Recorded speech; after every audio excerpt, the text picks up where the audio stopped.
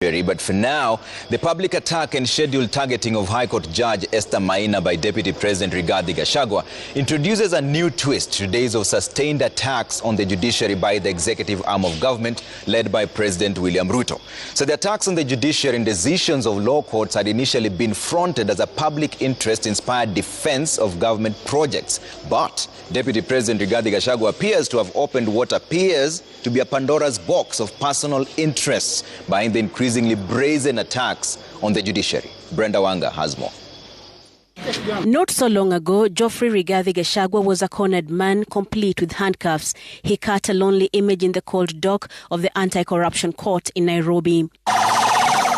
Subsequent to the court appearance, the then first-term member of parliament for Mathira had been arrested by the DCI in an early morning raid at his Nyeri home and whisked to the DCI headquarters to explain how some 12 billion shillings allegedly passed through his accounts. The arrest of the then legislator was a culmination of what the DCI then termed as months of investigations that had revealed a complex web of money transferred that passed through accounts linked to Gachagua and his proxies. The DCI then indicating that most of the transfers ultimately ended in a company that had Rigathi Gachagua and his wife, Pastor Dorcas Rigathi, as the only shareholders. Detectives from the DCI at the time indicated that Gachagua had used his companies and proxies to fraudulently procure multi-billion shillings tenders in the counties and the national government.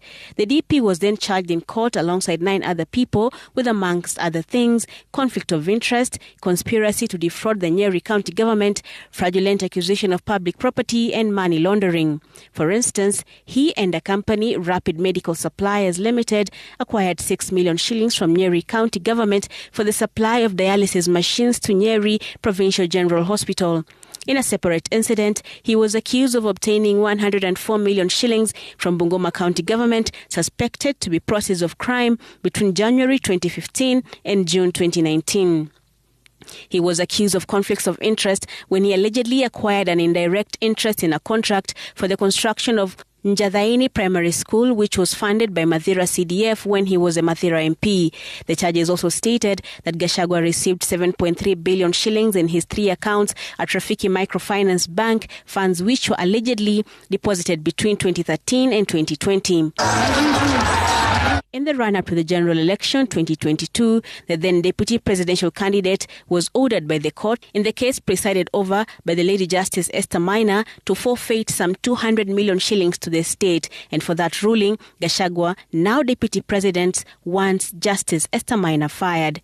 On Thursday, this coming week at 2:15, I'll personally present a petition before Lady Chief Justice Martha Koome against Justice Esther Maina for her removal from the judiciary for misconduct and corruption.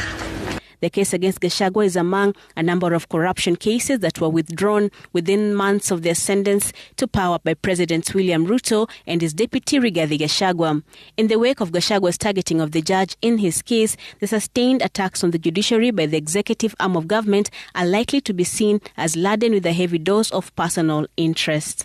Your judge, through corruption, declared my hard-earned wealth proceeds of crime without giving me an opportunity to be heard. Against the rules of evidence, where he who alleges must prove. Justice Esther Maina in her ruling said the Assets Recovery Agency had proved that the MP and his companies benefited from funds but did not deliver any goods or provide any services to the ministries or agencies which gave tenders to him. Gachagua's case was later dismissed after a DIC officer withdrew the affidavit on whose strength the case against the MP was based. The officer claimed that his team had been instructed to recommend that the MP and his 9 co-accused be charged before the investigations were concluded. And though the court never got the chance to test the facts of the case, and it did, the case was dropped, the DP has dragged the matter to the center of the official attacks against court decisions and the judiciary, and without flinching, Gachagua is going for his pound of flesh. Brenda Wanga, Citizen TV.